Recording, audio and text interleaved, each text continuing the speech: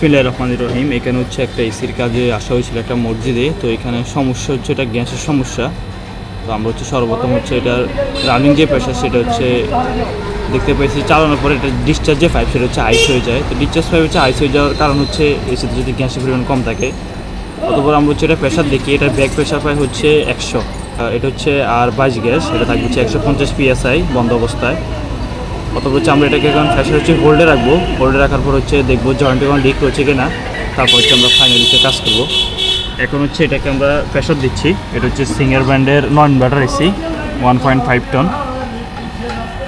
Pressure মোটামুটি হচ্ছে এখন 300 PSI। আমরা হচ্ছে এটাকে 400 PSI হচ্ছে প্রেশার দিব। ইনডোর আউটডোর উভয় একসাথে হচ্ছে প্রেশার দেওয়ার পরে হচ্ছে অ্যাকুরেট বোঝা যাবে এটা হচ্ছে কোথায় লিকের সমস্যা। 400 PSI হচ্ছে এটা প্রেশার দেওয়া হয়েছে এবং জয়েন্ট যেগুলো সেগুলো হচ্ছে আমরা ভালোভাবে হচ্ছে টেস্ট করে নিয়ে কিন্তু হচ্ছে জয়েন্ট এখানে হচ্ছে কোনো লিক পাইনি। তো এটা হচ্ছে প্রেশারে থাকবে, তারপর হচ্ছে বলা যাবে যে কোনো লিক রয়েছে কিনা।